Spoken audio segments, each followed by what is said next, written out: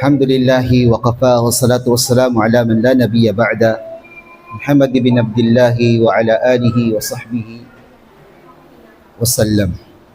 Assalamualaikum jami'an wa rahmatullahi wa barakatuh.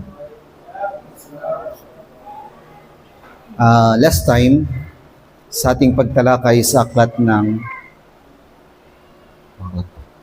Rahiqul Maktum, ay natalakay natin ang ilan sa mahalagang tagpo ng buhay ni Propeta Muhammad sallallahu alaihi wasallam at ng mga kamusliman kung saan ay natapos ang kasunduan nila na i-boycott ang mga Muslim at ang mga piling miyembro ng angkan ng ni Abu Talib.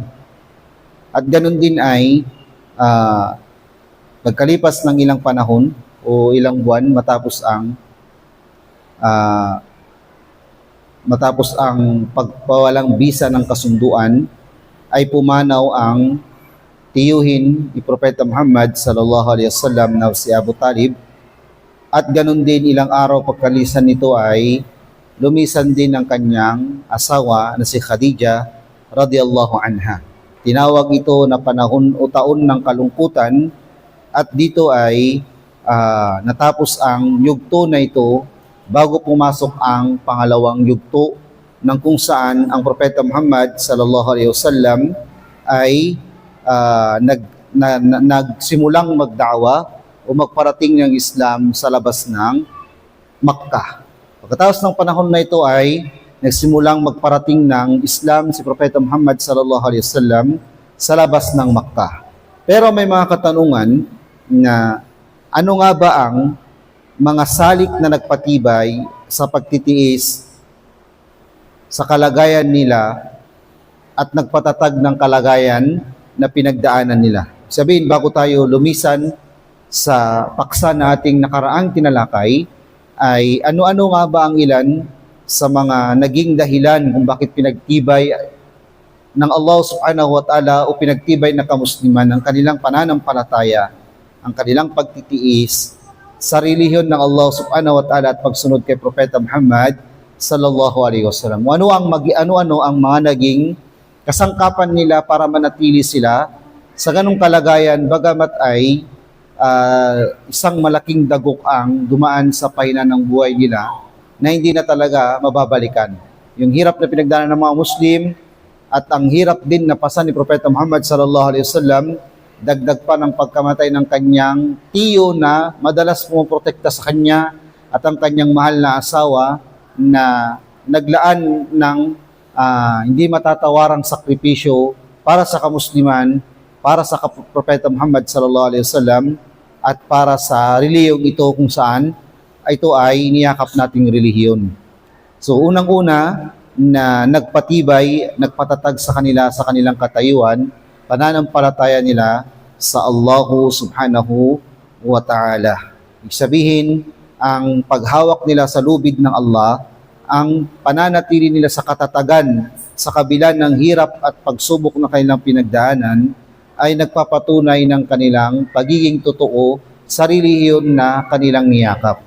Tayo bilang Muslim, hindi minsan may iwasan na dadaan tayo sa pagsubok na sa pamamagitan nito, susubukan tayo ng Allah subhanahu wa ta'ala kung gaano katotoo ang pagyakap natin sa Islam. Minsan, susubukan tayo sa trabaho natin, susubukan tayo sa asawa natin, sa mga anak natin, sa pamilya natin, sa kamag-anak natin, sa lahat ng tao na meron tayo. Gaano mo pinanindigan ang pagyakap sa Islam sa pamamagitan ng pagpapatotoo sa harap ng Allah subhanahu wa ta'ala sa dami ng mga maaring problema na kakaharapin mo pagkayakap mo at pagpasok mo sa Islam.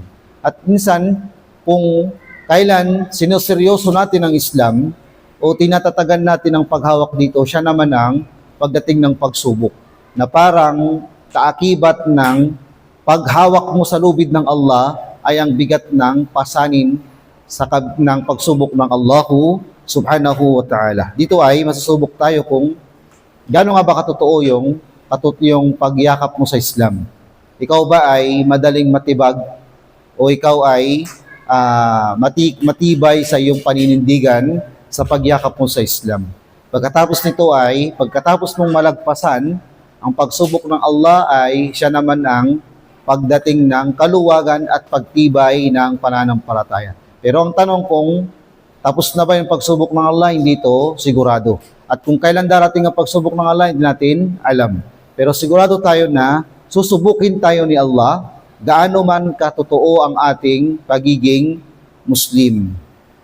Pangalawa ay, qiyadatun tahwi ilayha al-afidah.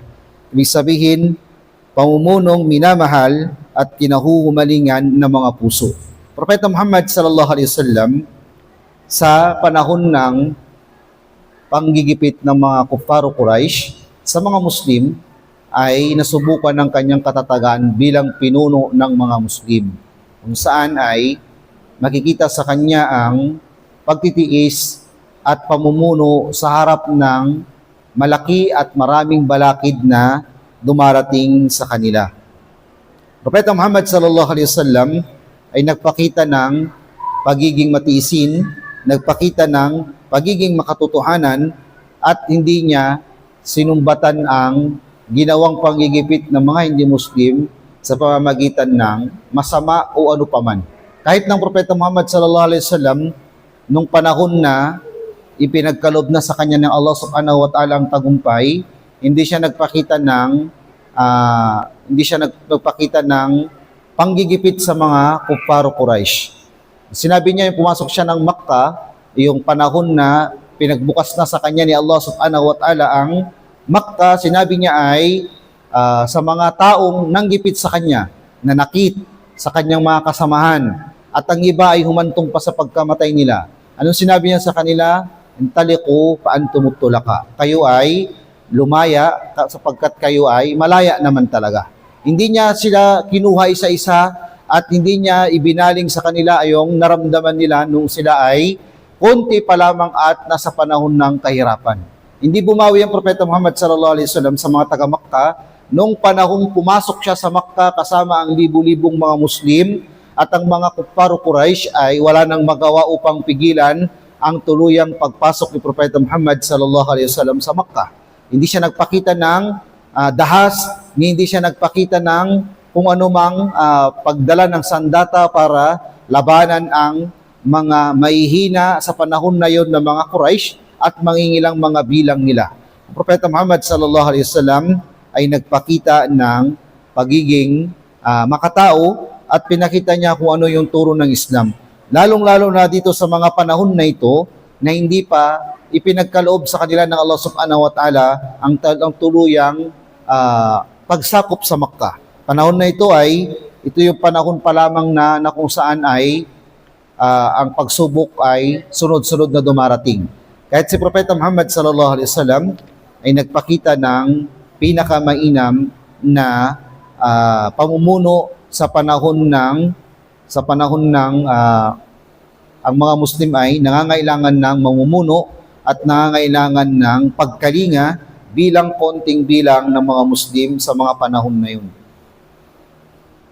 Minsan nga ay sinabi ni Abu Jahl, "Ya Muhammad, inna la nukaddibuka walakin nukaddibu bima ji'ta bihi." Sabi ni Abu Jahl kay Propeta Muhammad sallallahu alaihi wasallam, "O Muhammad, hindi ka naman talaga namin pinasisinungalingan."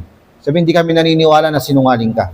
Pero pinasisinungalingan namin kung ano yung daladala mo. Ano yung daladala mo? Ito yung pinasisinungalingan namin na hindi totoo. Yung sasabihin mo na isa lang ang Diyos at ito ay si Allah, hindi namin yan matatanggap sa aming sarili. Yung sasabihin mo na iwan namin ang mga sinasamba namin at sasambahin namin yung isang sinasamba, hindi namin matatanggap yan. Pero kung ang tatanungin mo kami kung ikaw ay sinungaling, sabihin namin hindi ka sinungaling. Pero hindi namin tanggap sa aming sarili kung ano yung daladala mo mula sa iyong Panginoon na pinangangaral mo sa amin. Dahil dito sinabi ng Allah subhanahu wa ta'ala, فَإِنَّهُمْ لَا يُكَذِّبُونَكَ وَلَكِنَّ الظَّالِمِينَ بِآيَاتِ اللَّهِ يَجْحَدُونَ. Sa pinakamalapit na kaulugan, subalit ay hindi kanila pinasisinungalingan ng Muhammad, subalit ang mga zalimun sa mga palatandaan ng Allah ay mapagtanggi. Sa mga zalimun, sa mga palatandaan ni Allah subhanahu wa ta'ala ay mapagtanggi. Tinatanggi nilang malinaw na tanda ng Allah subhanahu wa ta'ala habang pinaniniwalaan nila si Propeta Muhammad ay hindi sinungaling. Susunod dito ay asyuur bil mas'uliyah.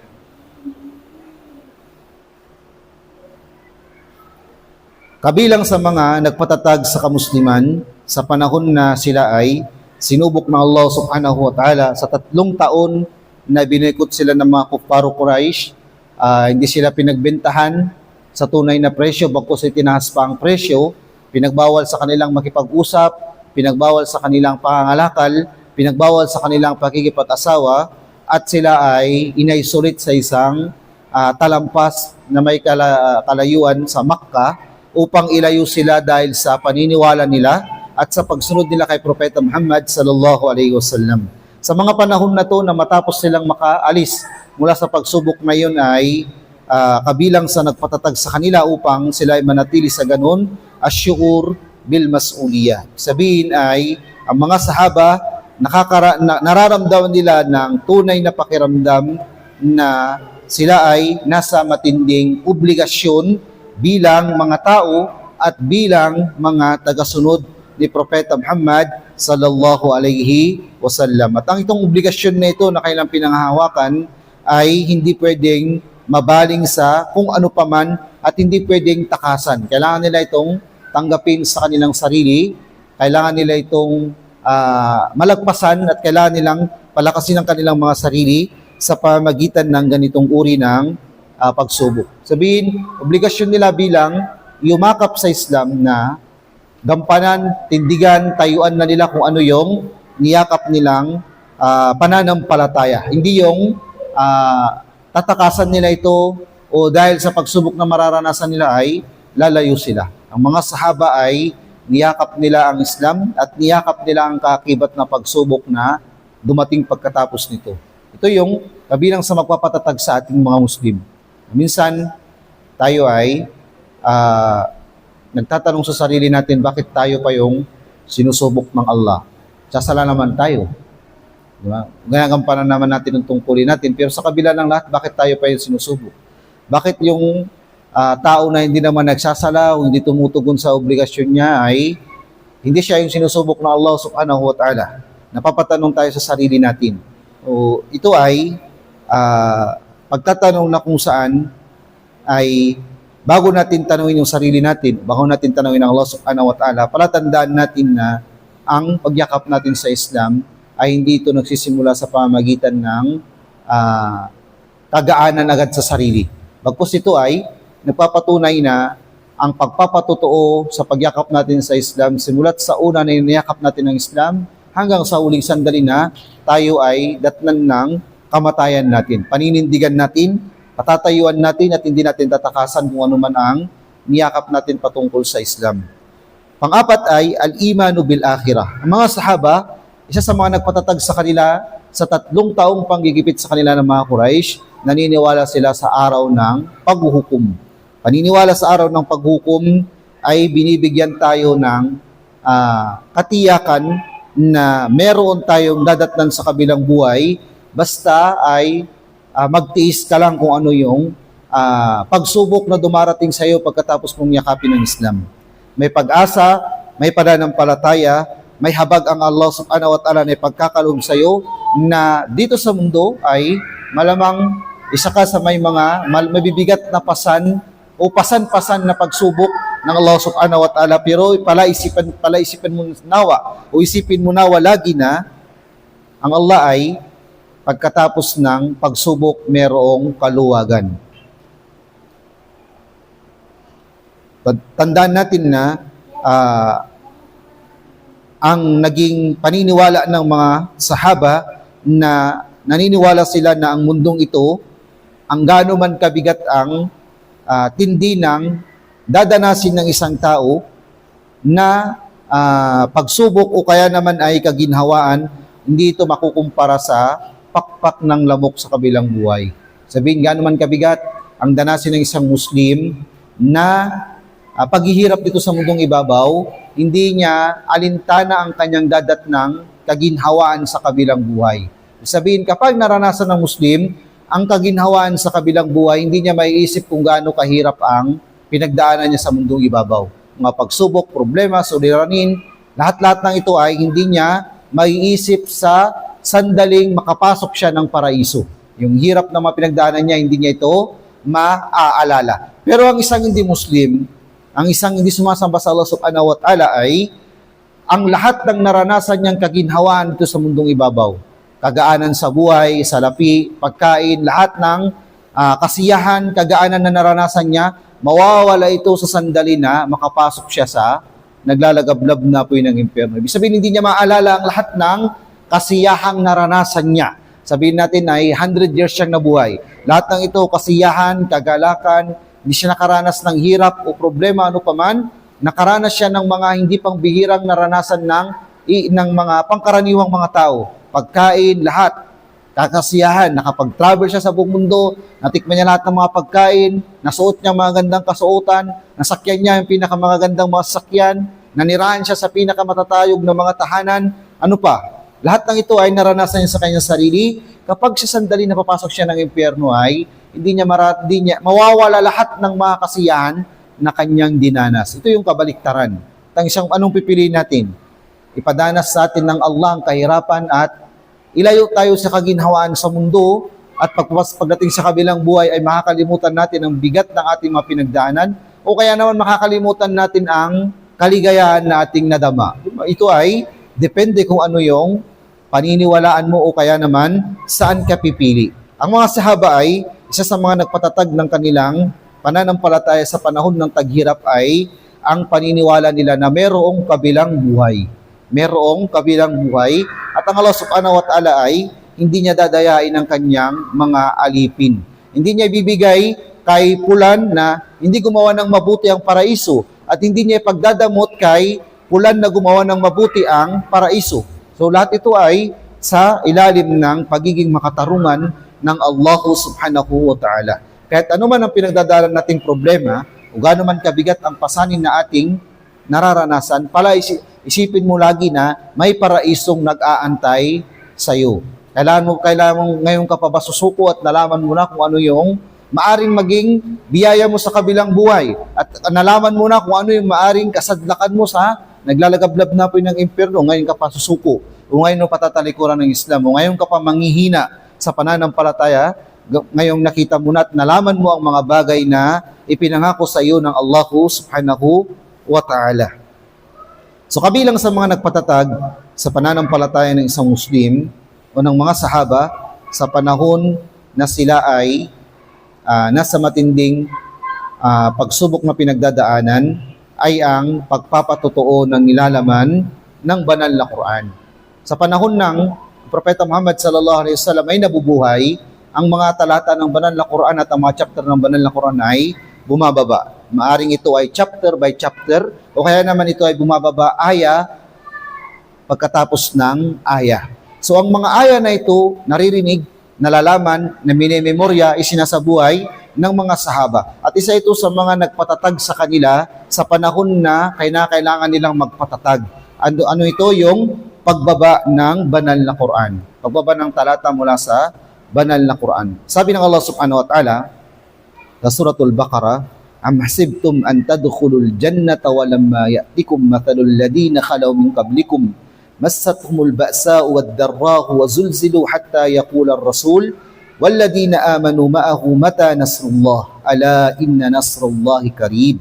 Sabi ng Allah subhanahu wa ta'ala, am hasibtum an tadkhulul jannata wa lamma ya'tikum mathalul ladina khalaw min qablikum. Sa pinakamakalapit na kaulugan nito ay inaakala ba ninyo na makakapasok kayo ng paraiso na Allah subhanahu wa ta'ala na hindi kayo dadanas na katulad ng mga dinanas ng mga nauna sa inyo.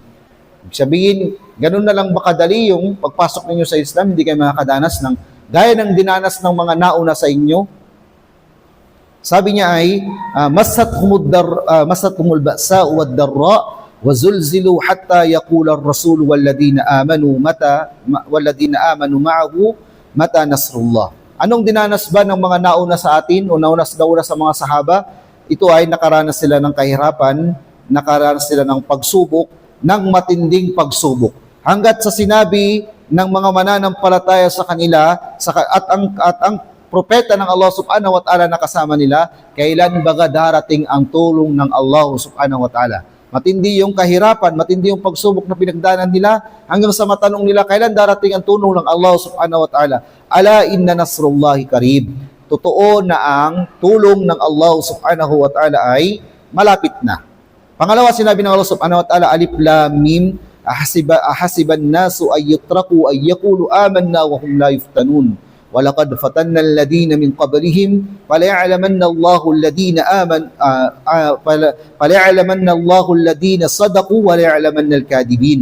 Pangalawa ay sinabi ng Allah subhanahu wa ta'ala sa suratul Ankabut, alif lam mim, ahasiban nasu ay yutraku ay yakulu amanna wa hum la yuftanun.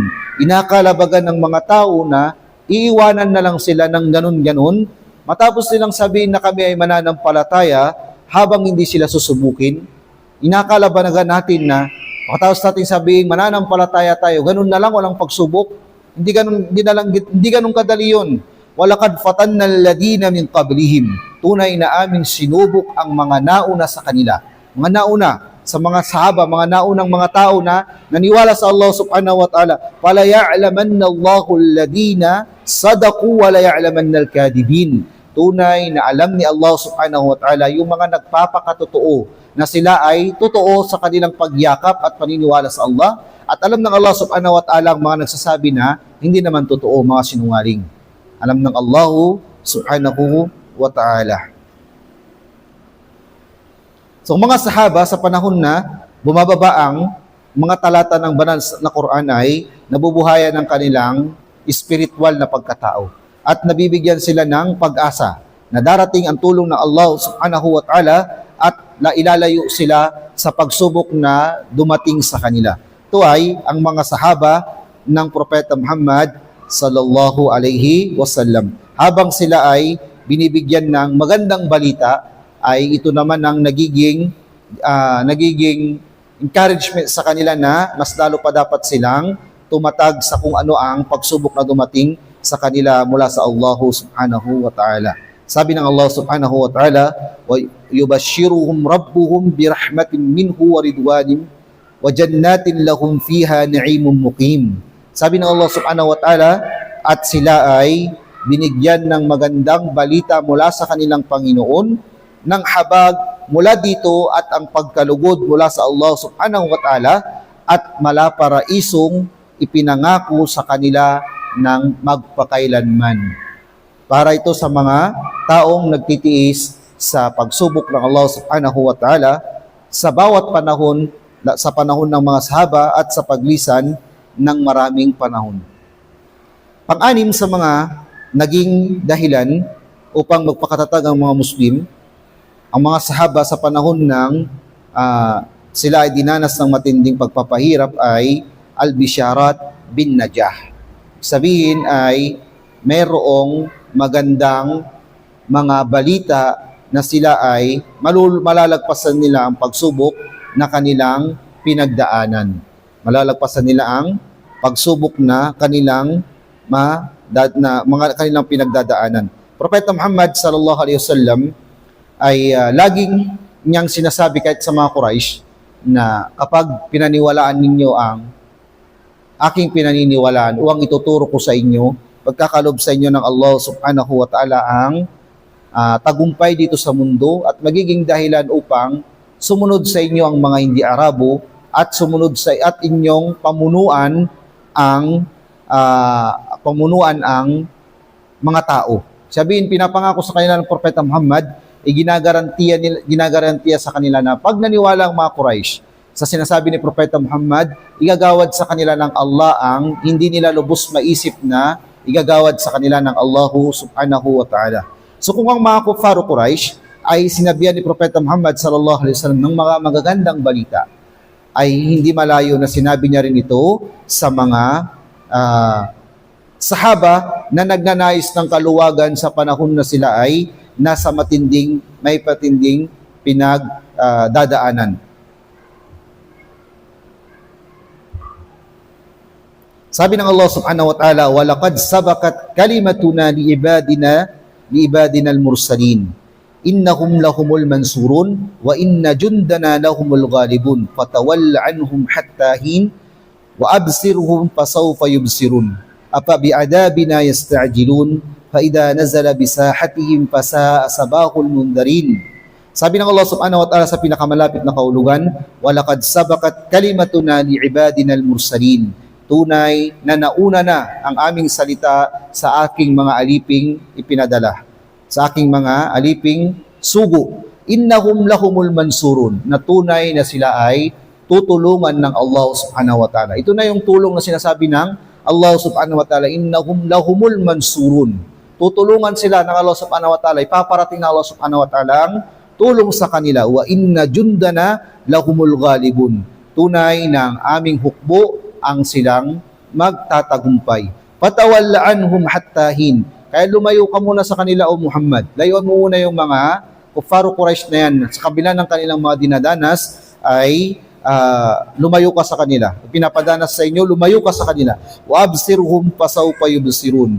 Sabi ng Allah subhanahu wa ta'ala ay makikita din nila kung ano ang ipinangako sa kanila ng Allah subhanahu wa ta'ala. Apa bi'adabina yasta'jilun.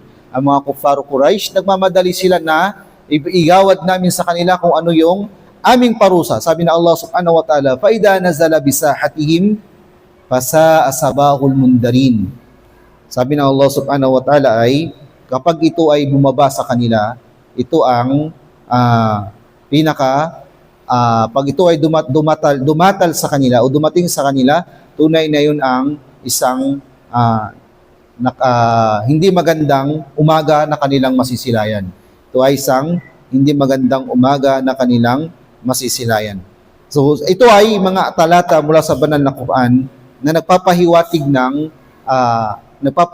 na merong araw na darating ng kaluwagan na igagawad ng Allahu subhanahu wa ta'ala. Sa ibang hadith, tinabi ni Propeta Muhammad sallallahu alaihi wasallam, Ya ayyuhan nas, qulu la ilaha illallah tuflihu wa tamliku biha al-arab wa tadinu lakum biha al-ajam fa idha muttum kuntum mulukan fil jannah.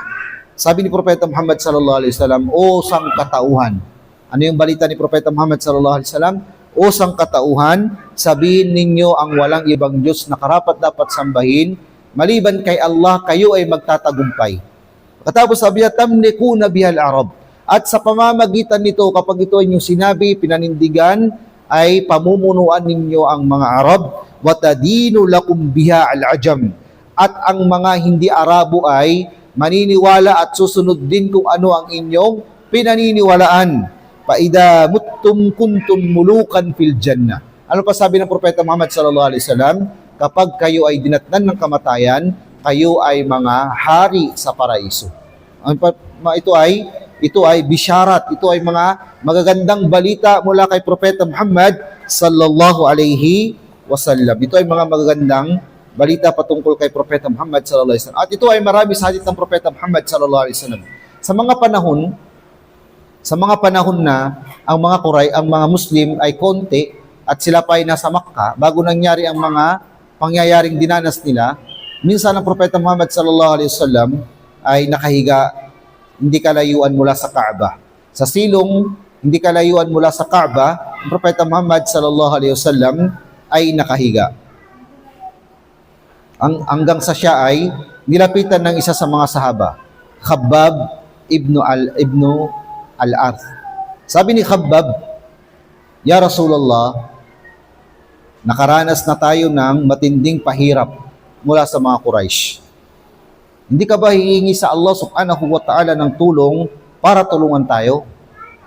Nilapitan ni Khabbab si Propeta Muhammad sa hindi kalayuan sa Kaaba habang ito ay nakahiga. Tapos sasabihin niya yung kataga na mabigat para kay Propeta Muhammad sallallahu alaihi wasallam. Anong sabi niya? Ya Rasulullah, nakaranas tayo ng mga pahirap, pabigat mula sa mga kuffaro Quraysh. Hindi ka ba hihingi sa iyong Panginoon para ibigawad sa atin ang tagumpay at kaluwagan? Propeta Muhammad sallallahu alaihi wasallam nang marinig niya to ay namula ang kanyang mukha. Ang Propeta Muhammad sallallahu alaihi wasallam pag namumula ang kanyang mukha, ibig sabihin palatandaan na ito ay nagalit na.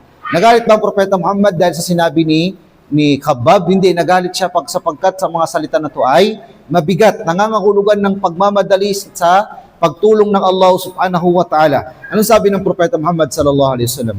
Laqad kana min qablikum la yumashitu bimishatil hadid ma duna idamihi min lahmin wa asabin ma yusarrifu dhalika an dinihi. Sabi ng Propeta Muhammad sallallahu alaihi wasallam, tunay na may mga nauna sa inyo. May mga nauna sa inyo, ang tindi ng pahirap na dinanas nila, halos suklayin sila na matanggal na yung laman sa kanilang mga ulo at tumagos sa kanilang mga buto. Halos malapnos at matanggal yung mga laman sa kanilang mga buto. Pero minsan hindi sila nagreklamo, hindi naging dahilan para talikuran nila yung Islam. وَلَيُمَنَّ اللَّهُ حَدَ الْأَمْرِ حَتَّى يَصِيرَ الرَّاكِبُ مِنَ الصَّنْعَاءِ إِلَى حَضْرَمَوْتٍ مَا يَخَافُ إِلَّا اللَّهُ. Sabi ng Propeta Muhammad sallallahu alaihi wasallam, ay tunay na ipagkakaloob ng Allah subhanahu wa ta'ala ang kanyang tulong. Hanggang sa ang isang tao ay magtutungo mula sa Sanaa hanggang Hadramaut at hindi siya matatakot sa anuman o hindi siya matatakot mula sa lobo para sa kanyang mga alagang hayop. Walakinnakum tasta'jilun. Sabi ng Propeta Muhammad sallallahu alaihi wasallam, subalit nagmamadali lang tayo. Nagmamadali lang kayo. Ibig sabihin nito, ang Propeta Muhammad sallallahu alaihi wasallam ay meron na siyang bisyarat. Ibig sabihin meron na siyang mga magagandang mga balita, pabatid na sa kabila ng hirap na madadaanan natin, merong nag-aantay na kaligayahan, merong nag-aantay na kaginhawaan. Kasi yung mga pinagdaanan ng mga nauna sa inyo, mas mahirap pa kumpara sa mga pinagdadaanan natin. Pero yun ba ay naging dahilan upang talikuran nilang Islam? Hindi naging dahilan para talikuran nilang Islam. Halos suklayin pa sila ng bakal, tapos matanggal yung mga laman, pati sa buto ay tagus. Pero hindi sila nagreklamo kailan ba darating ang tulong ng Allah. Hindi sila nagreklamo na, Ya Allah, ibigay mo rin sa kanila yung parusa gaya ng pagpaparusa nila sa amin. Nakaranas sila ng matinding paghihirap, pero inantay nilang dumating ang tulong ng Allah subhanahu wa ta'ala. Sabi ni Propeta Muhammad sallallahu alaihi wasallam, hanggang ang isang manlalakbay ay mula sa Sanaa patungo ng Hadramaut. Ang Sanaa at Hadramaut ay dalawang syudad sa Yemen. Dalawang matandang syudad sa Yemen, ang Sanaa at ang Hadramaut. So sinabi ni Propeta Muhammad sallallahu alaihi wasallam, ang isang manlalakbay mula sa Sanaa patungo ng Hadramaut ay hindi siya natatakot sa kahit anumang uri ng pagkatakot. Hindi siya matatakot sa kanyang alagang mga hayop mula sa lobo, sa tindi ng magiging kapayapaan at kaluwagan pagdating ng panahon. Pero sabi ng Propeta Muhammad sallallahu alaihi wasallam, walakinnakum tasta'jilun, pero kayo ay nagmamadali. O kaya nagmamadali kayo, naibigay ng Allah sa kanyo yung tulong. Sa atin, bilang isang Muslim, huwag tayo magreklamo kung ano yung pagsubok na pinagdadaanan natin. Ipakita natin kung gaano natin pinaninindigan ng pagyakap natin sa Islam sa kabila ng mga pagsubok. Dahil kung titignan natin bawat isa sa atin, may mga pagsubok na pinagdadaanan, may magaan, may mabigat, may paulit-ulit pa na pinagdadaanan. Pero ang karaniwan sa atin na merong mas mabigat na pinagdadaanan ay mas nagrereklamo pa tayo kumpara sa pinagdadaanan ng mas mabigat na pinagdadaanan sa atin. So tayo ay humingi na sa Allah subhanahu wa ta'ala ng kaginhawaan at kaluwagan sa pinagdadaanan natin, pero wag nating kalimutan na ito ay ang tulong at gabay ng Allah ay dumarating sa tinakdang panahon sa tamang lugar. Wag lang tayong magmamadali. So ito ay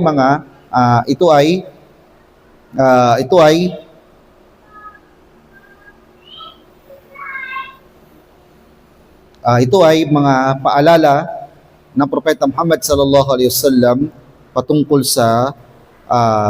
sa pagiging matatag natin bilang isang Muslim. So ito ay ginawang kasangkapan ng mga sahaba upang ang kanilang pananampalataya ay maging matatag sa mga pagsubok na kanilang pinagdadaanan. Ang Propeta Muhammad sallallahu alaihi wasallam ay laging binubusog ang spiritual na aspeto ng mga sahaba sa pamamagitan ng mga encouragement na magpapalakas ng kanilang pananampalataya. Dahil alam na Propeta Muhammad sallallahu alaihi wasallam na ang ganitong uri ng encouragement ay kailangan ng isang tao na may pinagdadaanan sa kanyang buhay. Tandaan natin lagi na anuman ang pagsubok na ating pagdadaanan, isipin natin ang kasabihan na sahabatu sayfin an qalilin taksya'u. Ibig sabihin nito, ang isang ulap sa tag-init, sa kaunting sandali ay mawawala rin. Mawawala rin. Ibig sabihin, nung anuman ang hirap na pagdadaanan mo, isipin mo na ito ay kahalintulad ng isang ulap sa tag-init. Mawawala din yan. Lilisan din yan. Kaya lang, ang tanong ay, hanggang kailan natin kayang hawakan ng ating sarili pagdating sa pagsubok na ibibigay sa atin ng Allah subhanahu wa ta'ala. Palatandaan natin lagi na ang pagsubok ay parang anino ng isang Muslim. Hindi pwedeng, ang mga sahaba ay itinatanong nilang sarili nila pag wala silang pagsubok. Samantalang tayo, gusto natin walang pagsubok. Ang mga sahaba, tinatanong nila kung bakit walang pagsubok na dumarating sa akin, may problema baga sa aking pananampalataya. Kasi every time na may pagsubok na pinagdadaanan, ibig sabihin minamahal ka ng Allah at nilalapit ka niya sa Kanya. Hindi ka niya hinahayaang walang pagsubok at nagiging palalo ka sa paggawa ng kasalanan at paglayo sa Allah subhanahu wa ta'ala. Palaisipan mo, lagi na, mas mabuting may pinagdadaanan kang pagsubok, lalo na ito ay nasusubok ang iyong katatagan bilang isang Muslim, kaysa wala kang pinagdadaanan ng pagsubok. Dahil pag ganito ay, ibig sabihin, hinayang ka ng Allah subhanahu wa ta'ala na pinaparami ang iyong ginagawang kasalanan at sa kabilang buhay ay sisingilin ka sa bigat ng iyong mga ginawang kasalanan. Nawa, kung mayroon mang pagsubok na dumarating sa atin, ay maisip natin na pagsubok ito at gamitin natin ito para lalo tayong tumatag. At hindi yung sisihin ng Allah at maging malayo tayo sa Kanya sa pamamagitan ng mga pagsubok na dumarating sa atin mula sa Kanya. Minamahal tayo ni Allah, kaya tayo ay sinusubok. At kapag tayo walang pagsubok, isipin mo na at tanungin ang iyong sarili, ano ang wala sa akin? Bakit ako ay hindi sinusubok ng Allah subhanahu wa ta'ala? Nawa malagpasan natin ang anumang pagsubok natin pinagdadaanan at ang pagnagdadaanan ng kamusliman. Nawa ay igawad sa atin ng Allah ang kaluwagan dito sa mundo, higit lalo sa kabilang buhay, at igawad sa atin ang kanyang kapatawaran bago pa man tayo datnan ng kamatayan, at sa kabilang buhay ay matayog na antas ng Jannatul Firdaus ay sana ay igawad sa atin. Subhanakallahumma bihamdi, wa nashhadu an la ilaha illa anta, nastaghfiruka wa natubu ilayk. Walhamdulillahi rabbil alamin.